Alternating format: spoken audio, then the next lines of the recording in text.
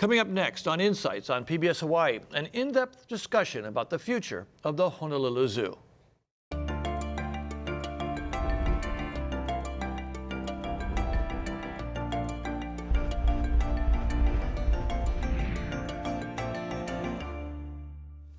Aloha and welcome to Insights on PBS Hawaii. I'm Daryl Huff with Hawaii News Now.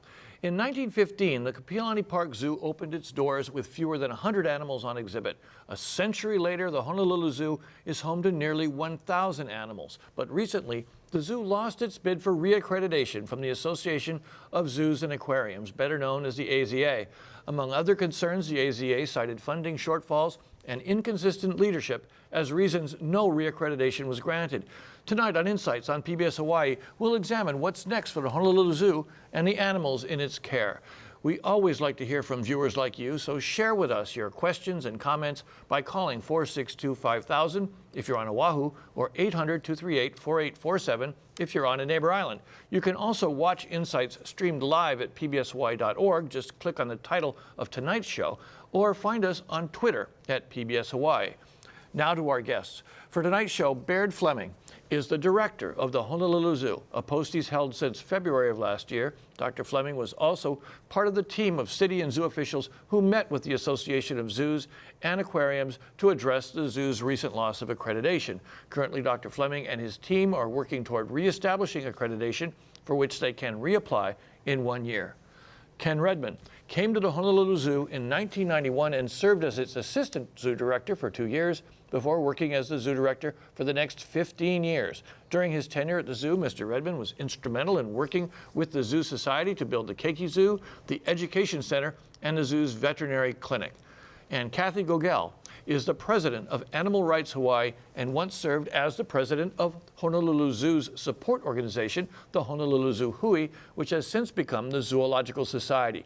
Animal Rights Hawaii has been critical of the Honolulu Zoo's lack of adequate funding and ongoing construction, which can create a stressful environment for the animals in its care. Let me start off with Ken Redmond. You've got the longest history in this.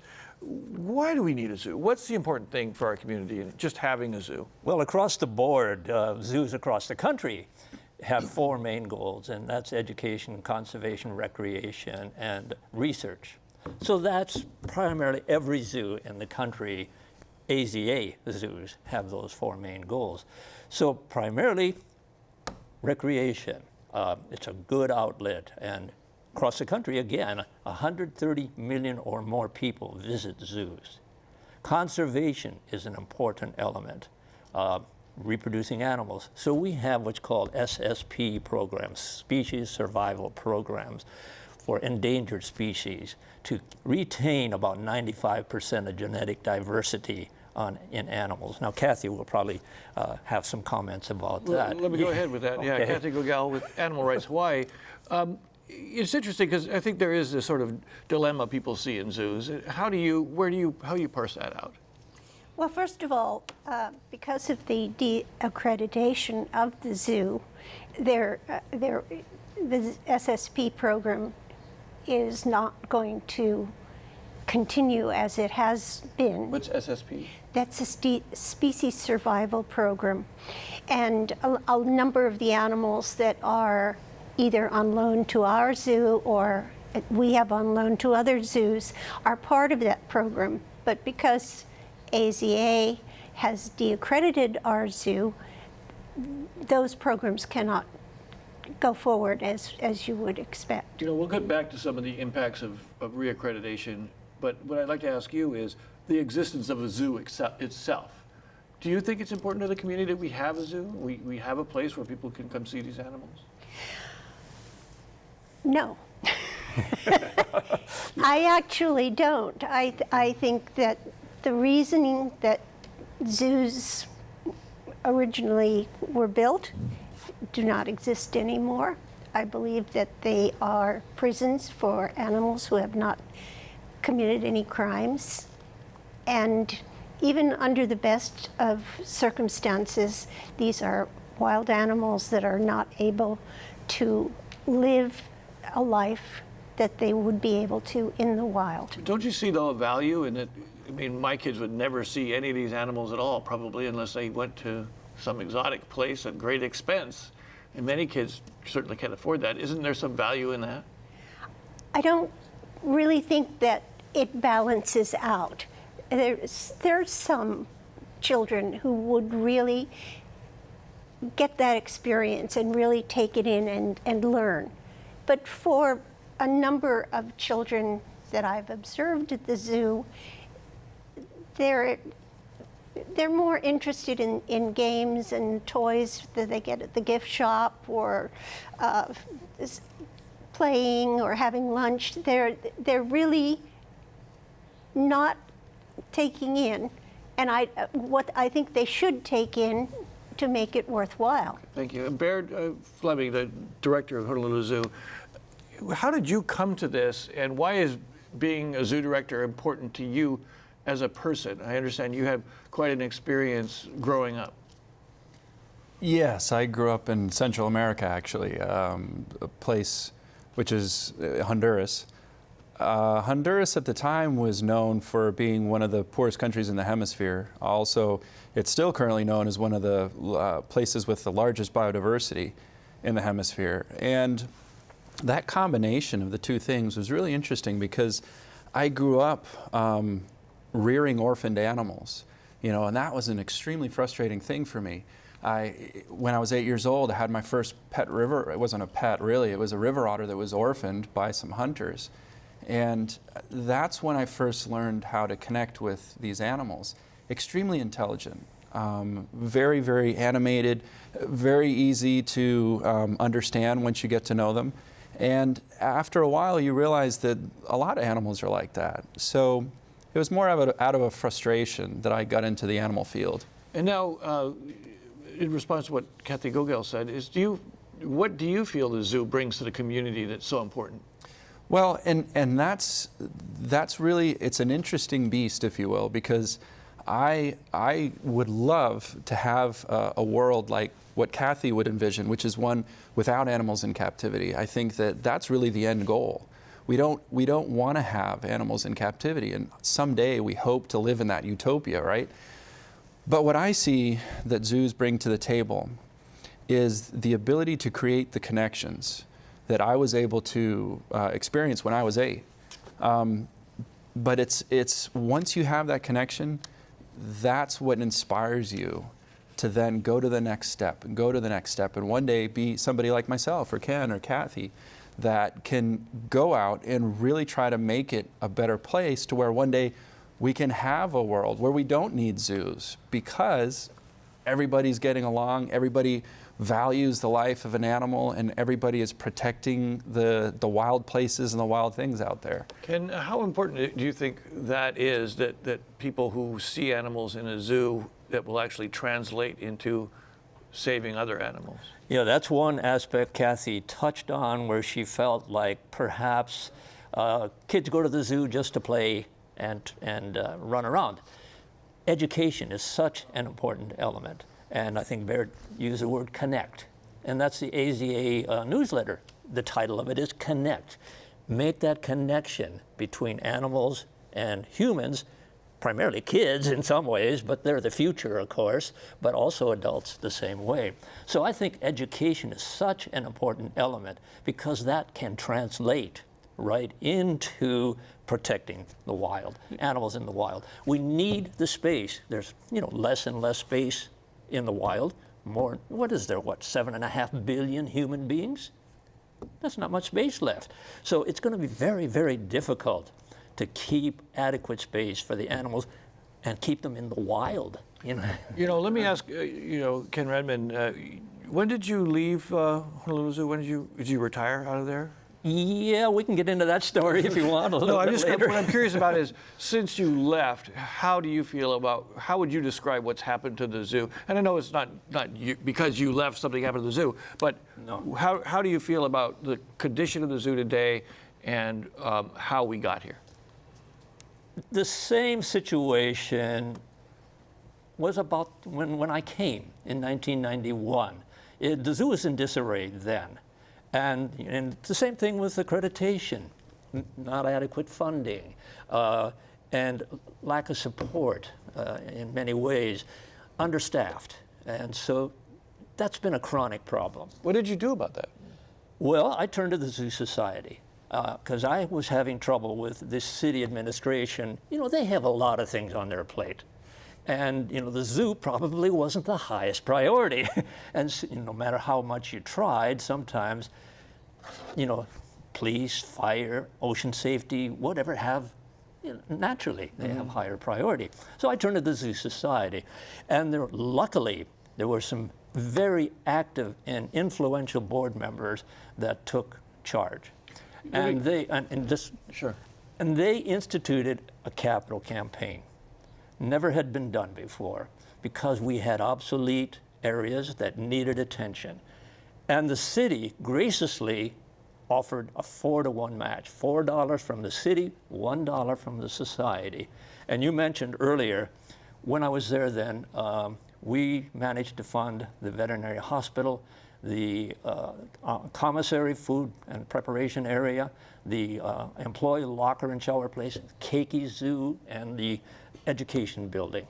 We also managed to get a new contract for the concessionaire, so they built a new concession building, gift shop, threw in a playground as a bonus, and actually spent about $200,000 more than their contract called for. So we started some momentum building up there that was really needed. The important point I wanted to make is much of this was behind the scenes. You know, the veterinary hospital, the animal food storage and preparation area, the employee locker. So the public didn't see that so much. Keiki Zoo, yes. And the education building, going back to education being a high priority in my book. Let me give Kathy Gogol a chance to weigh in. Now we'll start with the assumption that the zoo that we have is worth supporting. Right? I think you would still agree with that. How did you see the evolution of the situation with the zoo from when Mr. Renman is describing to perhaps its peaked and now to today? How do you feel things have gone? Well, things were pretty bad back in the mid-'80s. Same problem. A municipal zoo gets money when the accreditation doesn't come through, or as in this case, it's an election year. I was at the zoo last week. There were more workers on the ground than there were visitors. They were leaf blowing, they were raking. One couple came up behind me and said, "Oh, they do actually have animals here," because they couldn't see any of them. Right next to the rhino exhibit, there were men with jackhammers. The conditions, it's like nothing happened for a long time, and then the mayor said, "Get this fixed." And perhaps when the election is over and everything calms down, it'll go back to the way it was before. And this has gone on from the mid-'80s. In 1989, there were 202 animals who died in a period of 2 years among the collection. 5 bison were loaned to Wailua Ranch. All of them died. Okay, well, let's get focused on this current period of time, and let me give Baird Fleming a chance to talk about that. I mean, is that an accurate description of what's happened? That the accreditation was threatened to be lost, it was lost, and then all of a sudden people started paying attention? Well, I came on in 2012, and I came on at the tail end of reaccreditation. And when I came on, the team that I had then, right from the second I stepped in the door, we all started talking about accreditation again, because we knew it's something that you don't, it's not a final exam that you study for the day before. You study, you keep it up, you keep moving on it all the time. I think that the AZA believes that there has been these peaks and troughs. And if you look at historically, there have been peaks and troughs. I will say, though, that I was really happy that the current support seems to have really improved steadily. And I think that that was something that the AZA really liked to see. But what they want to see is they want to see something that says, okay, this is how it's going to be from now on, period, end of story. Exactly what Kathy's saying is we don't want it to go back. We want it to say, you know, this is how it is, and it's only going to go up from here. And that's exactly what the AZA, that's what we want to see, that's what everybody wants to see. And I think that's what the administration's trying to do. Ken, you were nodding your head when he was talking about the peaks and valleys. Now, Exactly. you lived with that for a long period of time. Yes, yes. How did you manage it? What did you do during the valleys? Well, again, you know, my solution was the Zoo Society, and the board was very active, and they started raising money because we had valleys from city administration, the budget. So the society was, again, very active and very influential members of the community who believed in the zoo. So that was my recourse. What kind of fundraising did it do? How did they raise the money? The capital campaign, as I mentioned, was the first initiative. And we raised, I don't know, Castle Foundation gave $1 million as an initial gift. 150,000 here, 150,000 there, and another Pretty one. soon it adds up to real money. Yeah, it was real money. And that made a huge difference. And it told me specifically that the community was behind the zoo. Dr. Fleming, in the recent coverage of the zoo, there's been a lot about the relationship between the zoo and the zoo hui, and the fact that it doesn't seem like that's the relationship anymore, or if it is, it's not as generous or it's not as successful. How would you describe the ability of the community to step up and help you instead of just relying on the city's budget? Well, I think that that is something that we're interested in seeing if the Zoo Hui, as you put it, or the Zoo Society, can really play a major role in helping us find out. Because I think that the potential is out there. There's actually quite a bit of money in this state. And I think there's a lot of people that really feel passionately about animals in general, but also wildlife and wild things, and believe in sustainability and creating a successful future for everybody. I have a direct question. I don't mean to interrupt you, sorry, Sure. but I've got a direct question, and I like to, respect our viewers by getting to them as quick as I can. Sam in Honolulu asks, how much money would it take to get the zoo up to par? Is that amount currently in the budget? I think that what's for our next year's budget, it's solid. I'm really happy with it. It's a significant increase from the year before. And the thing that we don't want a sudden influx of money from the municipal sector. Did you hear that, Mayor? Yeah. But the reason I say that is because, and Ken can attest to this, it's not always easy to spend city money. There's a lot of things that you have, a lot of steps to go through in order to get to that end goal, the product. So that's something where the Zoo Hui or the society is instrumental, because they can bypass a lot of the procurement procedures and whatnot that can sometimes encumber a lot of our time. And so it's kind of a dance. There's municipal monies and there's private monies. I think that, again, next year's budget is good. We'd love to see it increase every year to a certain degree. And then it just depends on what kind of city or what kind of zoo the community wants. Just to get specific about his question, though, are you millions of dollars less than you think you need? Or hundreds of thousands, or tens of millions? Again, right now, for next year, I think we're spot on. But what I would like to see is a phasing where we can gradually increase the monies.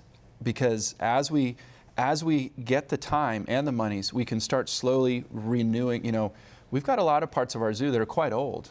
1915, as you mentioned, was when Ben Hollinger was hired on, and we started getting in the lions and the elephants. Well, some of our stuff is close to that old. We need to start really updating our facilities. Let me ask Kathy Gogel, as a former executive of the, I call it Zoo Hui. That's fine. How do you feel about how that has developed and where they are today? Have you been paying attention much to that? I have been, and I'm quite disappointed, and I have to disagree with Ken about the way that the Zoological Society is functioning. It has a very, what I feel, top-heavy number of employees. It is making decisions regarding the zoo that I would have some questions about, and particularly the amount of money that they are actually giving to the zoo. At one point, I found that the Zoo Society was actually going to need an infusion of cash from the city. Now, this is supposed to be a fundraising organization, and this is nothing like what it was back when I was on the board. In your opinion, it's become sort of a self-sustaining entity that's more interested in keeping itself going as opposed to helping the zoo? I agree, yes. Oh, no, I didn't. That's a question. No, you said it very well.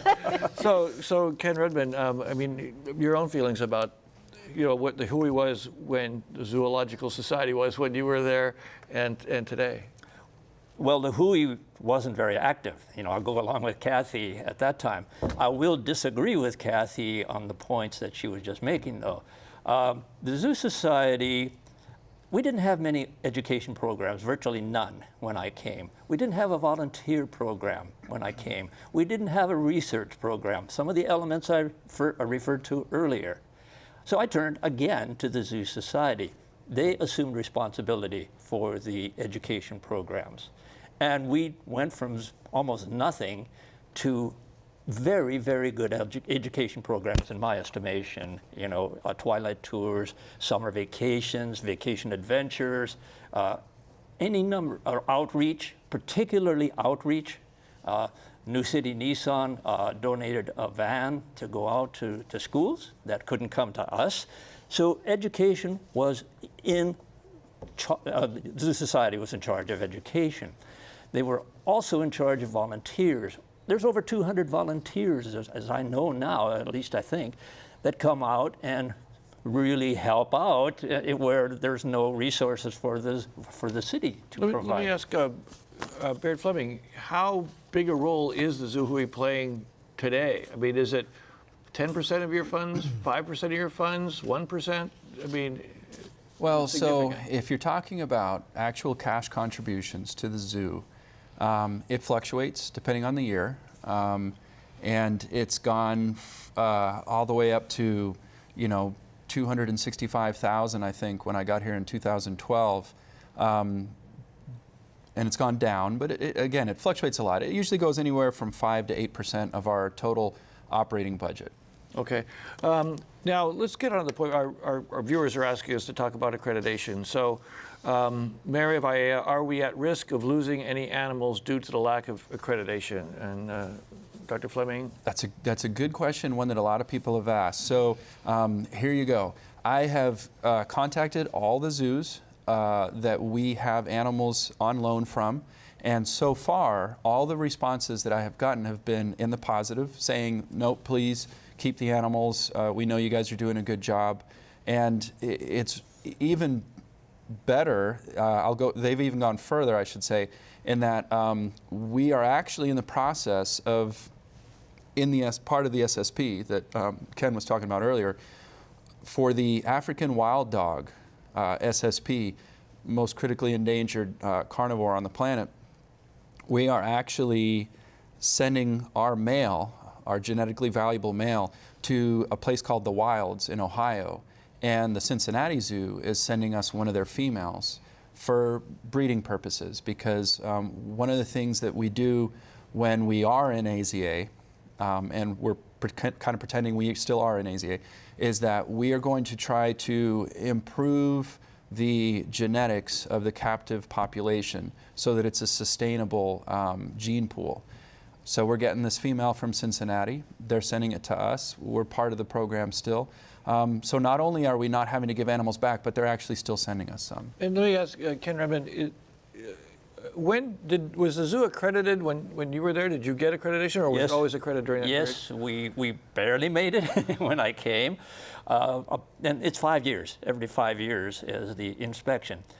I can't recall, I think the next 5-year segment we were tabled, which means you're still accredited, but you have a year to fix the deficiencies, and we made it. So we were accredited. Hypothetically, though, the loss of accreditation, what are the various risks once accreditation is lost? And assuming for some reason we can't get reaccredited right away, what are the long-term impacts of a loss of accreditation? It's a stigma because when accreditation was established, I think 1995 or something like that, 1994, 1995, that was an effort for zoos to show across the board that we had our acts together. And the accreditation inspection, as Baird can testify, is very, very strict. They don't leave any stone unturned. And that's what we wanted to do. Your colleagues inspect you. I think that what a lot of people are concerned about, and the viewer did ask about the loss of animals, but what about the animals that we currently have? I mean, their health, their safety.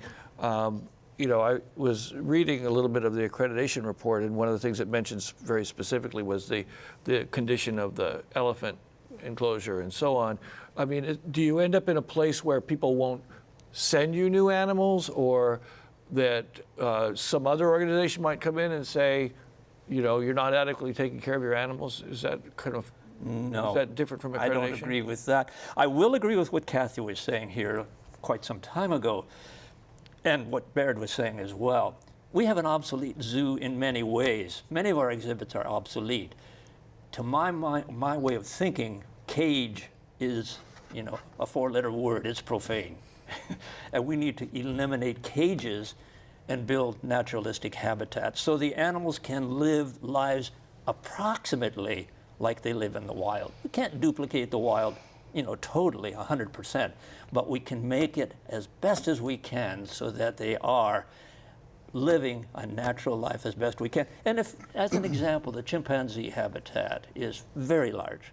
I don't think the elephant exhibit is a bad exhibit. Could be larger all the time. We will be getting a bull, I think, somewhere along the line because of conservation. Elephants are critically endangered. What is it? 15 elephants, or one elephant is killed every 15 minutes. Kathy Gogel, your own feelings about the loss of accreditation and what it means. Well, I'd like to specifically address the elephant issue because that was the area that AZA took most interest in. Well, first of all, getting a bull. Mari and Vaigai, I believe, are both postmenopausal. Is that the correct term for reproductive? Post-reproductive. Vaigai is not. But coming close to that, and there's nothing wrong with that. No, absolutely not.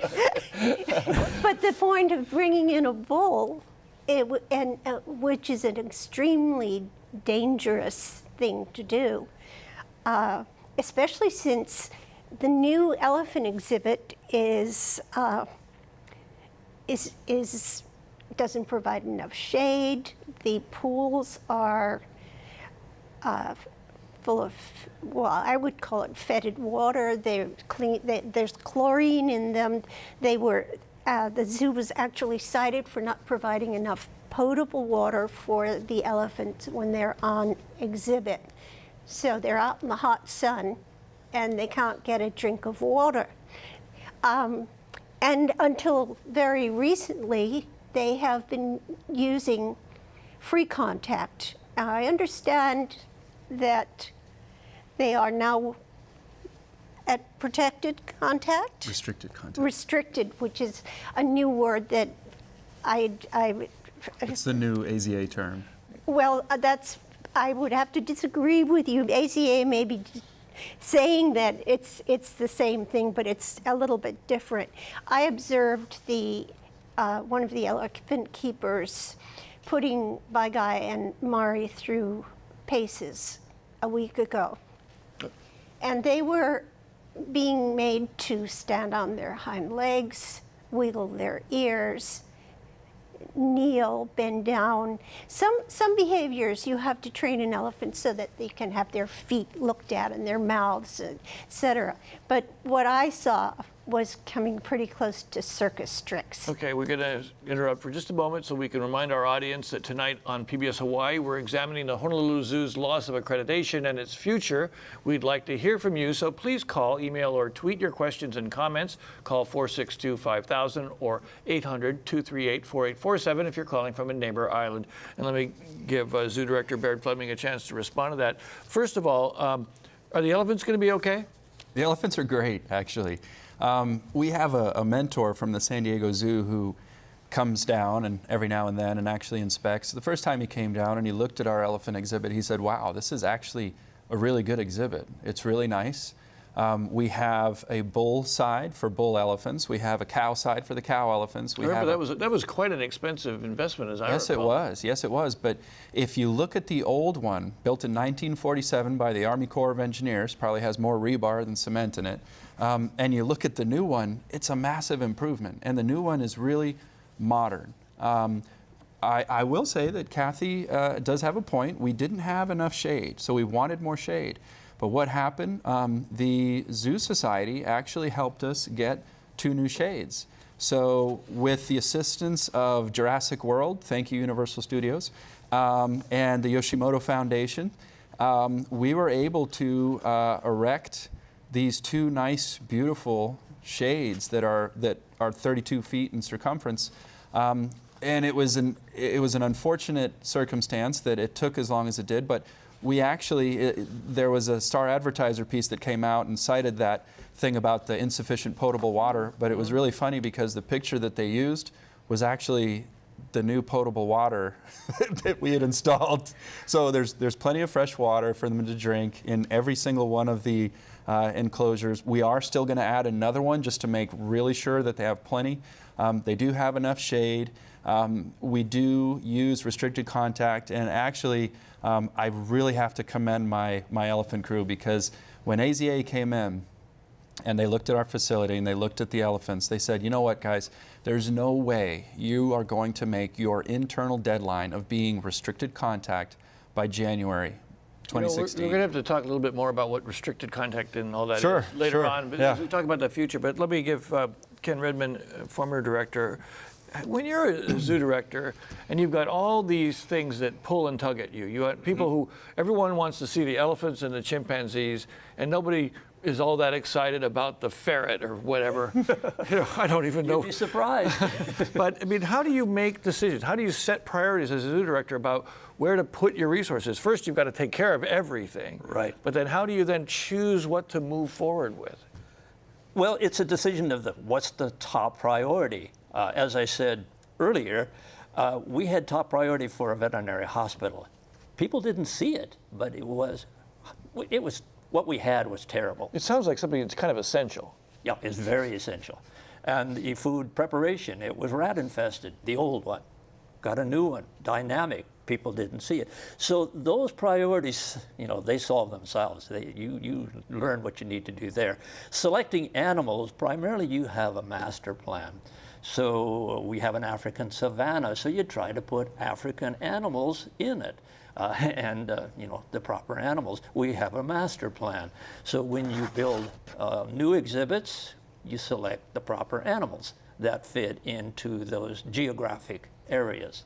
So it's relatively easy, and you try to get a good variety of species. So it's not all monkeys or something like that. You get a good variety, so it comes about. And the other thing that both Dr. Fleming and Kathy Gogel have mentioned is there's a continuing evolution in what's expected of how you handle the animals, how you treat the animals. Right, you mentioned cage is a 4-letter word, but you've also got that pressure, right? Oh, yeah. So there you start demolition, if you can. That's where the capital improvement money comes in. And Baird probably can testify to that. What Baird is talking about is operating money, I believe. The operating funding is looking pretty good. Capital money, building things, is harder to come by. Okay, I'll put that question to you. I mean, how does the capital budget look going forward? Pretty good, actually. They increased it over $1 million for the next year, so that's spectacular. But $1 million is like less than one exhibit, right? I mean, it costs an awful lot to fix these You'd be amazed things. at what we can do with $1 million here in Hawaii. Even though it's very expensive, you know, we are very strategic about what we do, how we phase it out. You know, we were able to do a tremendous amount of deferred maintenance over the past 2 years, to the point where, in the end, that wasn't one of the things that AZA was concerned about. What we need to do is sustain it. You know, I do need to read one quote from that advertiser article you mentioned, which was quite well reported in terms of really looking at a lot of the documentation, not just the accreditation report or the letter, but all the other things. And there was a quote there. It says, the 42-acre zoo is a tangle of construction, closed exhibits, broken pavement, dirty bathrooms, overgrown landscaping, and dog-eared signage. I know you don't feel like that's a particularly fair description, but a lot of people do have that feeling about the zoo right now. And Really? how long do you think it will be? I think it's out there. Maybe it's because not enough people are going. But I mean, how do you deal with this without being in a constant state of construction? Well, okay, so the constant state of construction, or the construction issues that we had to go through, that was something that we knew it was going to affect visitation, but we had to do it because it was really much needed.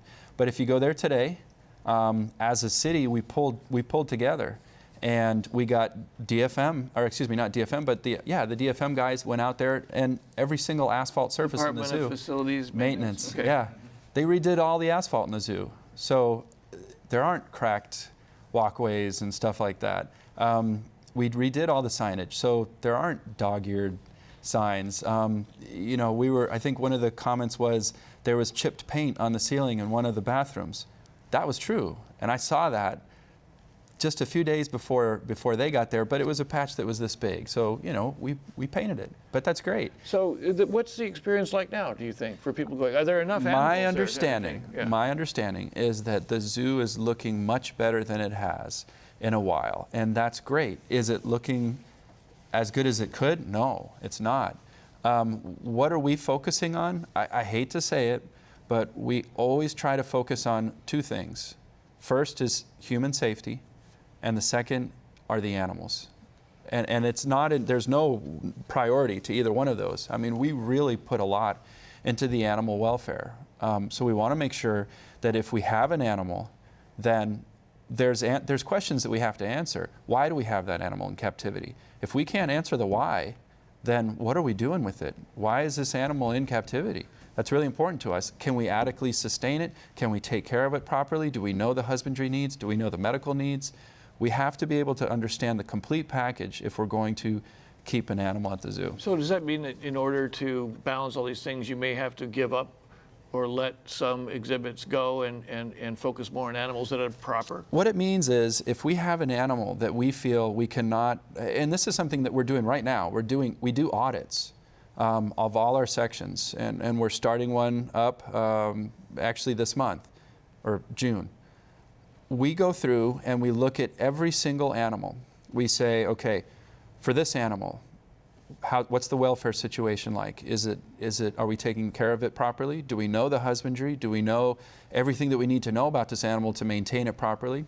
What's the conservation component?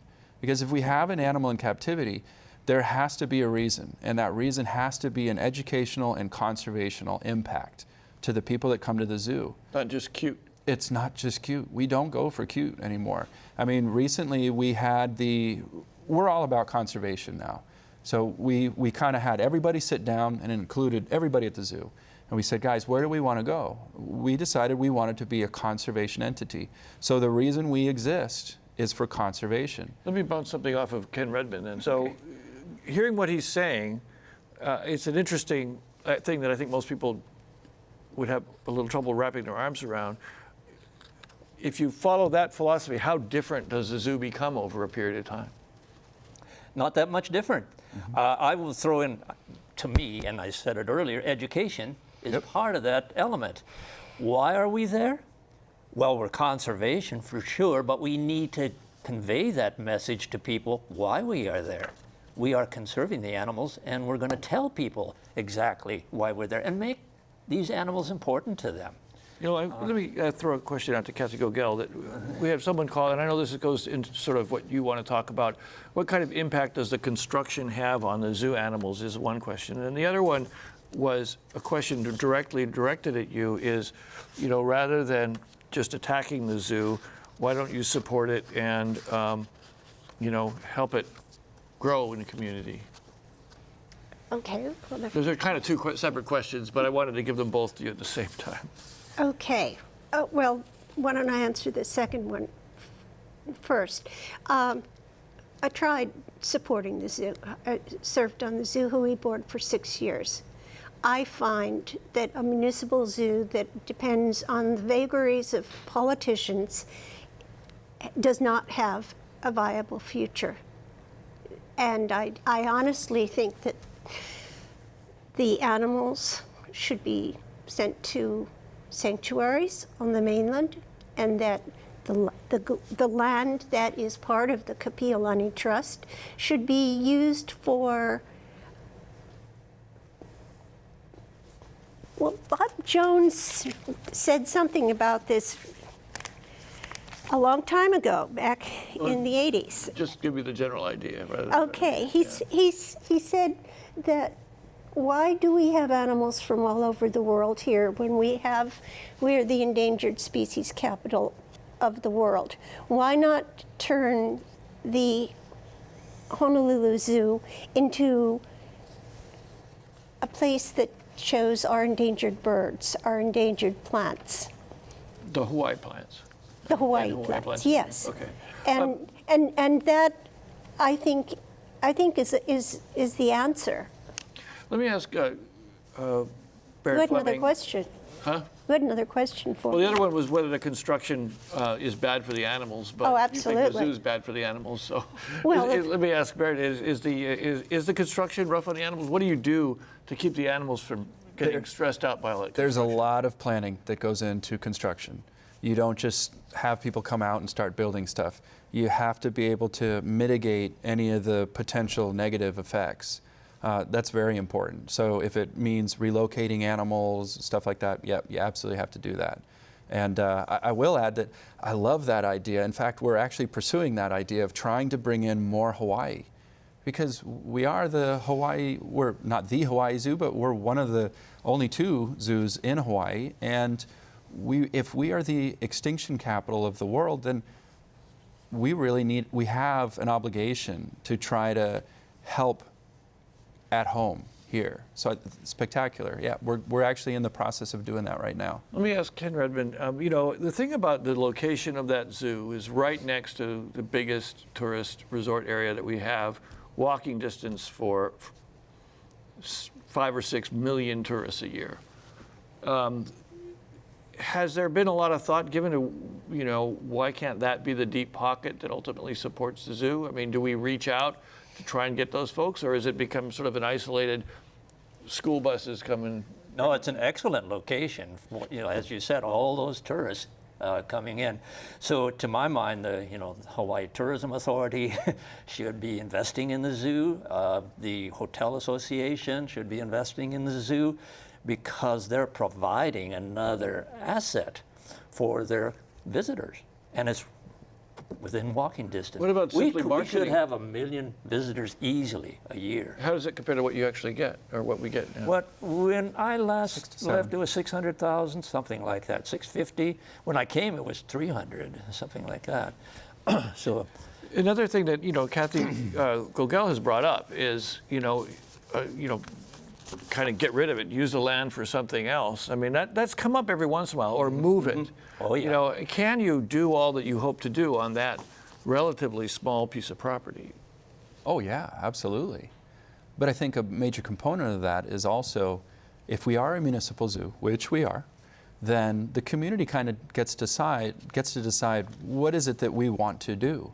And right now, we feel that there is a major drive, there is a significant push to also go toward keep the animals that we have, but if we're going to add anything, then we need to go with a conservation approach. You know, we have to check and see if we are in Hawaii and we are looking at the Pacific. I always look at it from, if you take Google Earth and you put Hawaii in the middle, we actually just move it a little bit to the upper right, it's all blue. Most of it is just a bunch of, it's a bunch of ocean with some islands in it. You got Papua New Guinea down here, you got a little bit of Australia. That's our view right there. So when we describe what we would like for our reach to be, our conservational reach to be, that's it. And Hawaii is a major part of that. And I think that's what no zoo really does a good job with. But getting back to our original talk about the financing, though, of all that. I mean, what's your vision for the zoo being more self-sufficient, independent? Where are the additional sources of money going to come from in the future? You mentioned grants that you got to help with some of the exhibits or gifts from corporations. But, I mean, ultimately, can this zoo survive with basically local funding, or do you need to get outside money, significant outside money? It can survive. It can survive with local funding.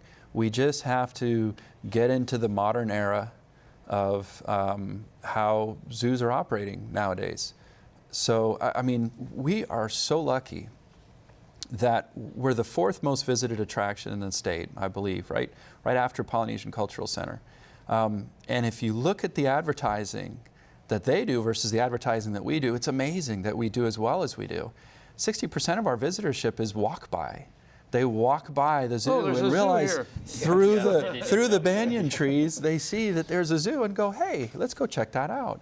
So the potential is just incredible. I mean, and essentially, you're getting fresh visitors every week. How much support is there in the tourist industry, though? I mean, are there things in the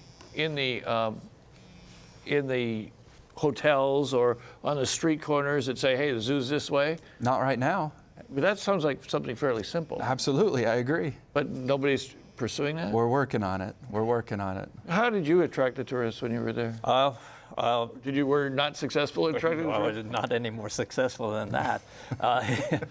But let me address one of the other questions. In initiative that I tried, and the board of directors of the Zoo Society, it really worked good on the mainland, excuse me, public-private partnerships. Right. That was the answer on the mainland, and so many zoos converted to public-private partnerships. Baird mentioned how difficult it is to procure things through the city system.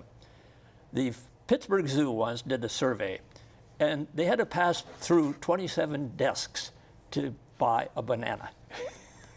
27 desks of approval to buy a banana. So they converted to a public-private partnership. Very briefly, how that works is the city or the governing authority agrees to provide a baseline amount of money. Kind of like the bus. Yeah. And then the Zoo Society takes over the operation of the zoo. And they get, like Baird was just saying, the parking lot, the admission fees, fundraising, that adds to that baseline. It has been remarkably successful on the mainland. We were that close to converting. We got union approval, and we were almost there to convert. No problems. The benefits, the bargaining units, all was there. And then the city administration says, no, you're not ready. You cannot do it. So the people in the board of directors resigned, and that's when I resigned. Wow. Okay, Kathy Gogel, when they talk about privatizing the zoo, it reminds us that the city is this political entity. Do you think that ultimately anything there, whatever your vision is or someone else's vision, they're better off being separated from city government except for perhaps a certain subsidy? I'm not sure that would make that much of an improvement. I also remember it's on Kapi'olani Trust land, so that is a really important factor. It might be illegal. Let me throw in, they were in favor of it too. Oh, okay. We covered all the bases. Let me go to Baird Fleming, though. Looking ahead, looking 5 years ahead, 10 years ahead, and this issue that we were talking about was it direct contact or what? Oh, protected contact. Does that end up changing the whole way the zoo looks and feels to a visitor? Not at all. Okay, I'm not sure what does that mean, a protected contact. Great question. So essentially what that means is our keepers do not share unrestricted space with our elephants. Oh, this is specific to elephants. It's specific to elephants, and it's been created by the AZA to try to maximize the safety component that's involved when you work with elephants. Oh, I see. Okay. So let me get back to the question I just asked. The other question. 5, 6, 10 years ago, ahead of now, what do you think people will see that's very different from today at the zoo? What do I hope they'll see? Oh gosh, I hope they'll see a place that really connects people with nature, where people can come to the zoo and see the reason why they need to care. You know, so let me give you the vision that we've created. We want the Honolulu Zoo to become not the, but one of the leading conservation entities in Hawaii that focuses and provides lifelong learning experiences and inspires aloha aina in our guests. That's who we want to be. And the reason why we don't want to be the is because the insinuates a lack of collaboration. We want to create synergistic partnerships with a lot of the other organizations that are out there that are trying their best to do conservation, but perhaps don't have the visitation that we do. They don't have the platform to kind of spread their important message. So we want to be able to synergize the conservation efforts of the state and of the globally, really. Geographically, we're in a spectacular place. Extinction capital of the world. We've got a lot of invasive species around here, which is a major component to extinction globally. We also have a huge demographic of visitors from Asia, which is unfortunately one of the areas where wildlife trafficking is quite prevalent. And wildlife trafficking is one of the major also pressures pushing animals to extinction. So we're in a really great place to be able to educate, to be able to create that connection and create synergies. You know, Ken Redmond, you know, the balancing act between how much you charge, we have a couple of questions about entrance fees. One is some of the entrance fee goes back to the city general fund. And I think that there's a proposal to keep all the money the same. But I mean, is there actually money leaving the zoo to go into the general fund? So the way the budget works is we're part of the Department of Enterprise Services. We used to be part of Parks. Enterprise Services, the mission is to generate revenue for the city, right? Now, we've been lucky because although we do get close to covering our operating expenses, there's a portion which is funded by the general fund, which is actually, which we can't cover. So when we say our budget is 5.2, our operating budget is 5.2 million, we actually get really close to covering that completely. But then you talk about case, you talk about debt service, you talk about fringe benefits, and that's a huge chunk of money that's funded through another fund. Ken, do you think that it would be good just to raise admission prices to help the zoo, or does that end up being Not really.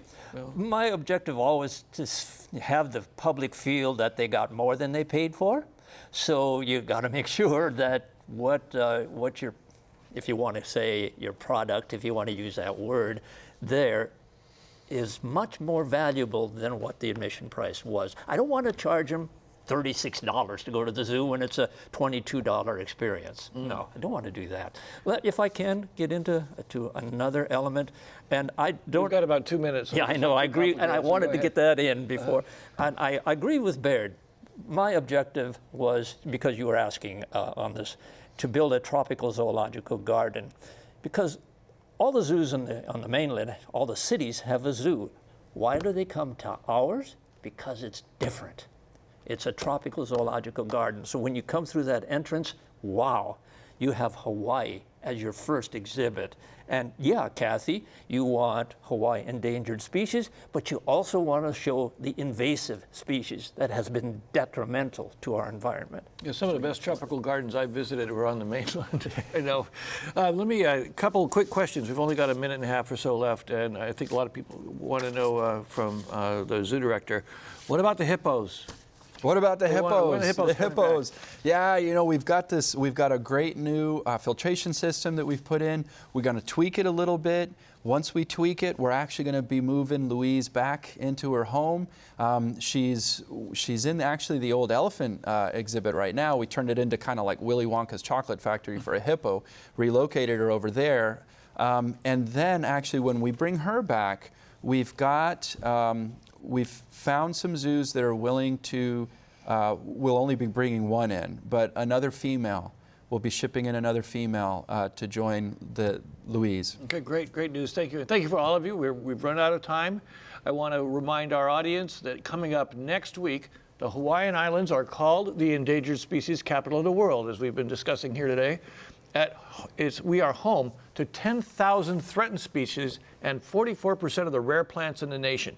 The historical impact of humans, invasive plants, and animals continues to severely affect Hawaii's natural resources. Can we save Hawaii's threatened ecosystem? That's next time on Insights on PBS Hawaii. I'm Daryl Huff. A hui hou.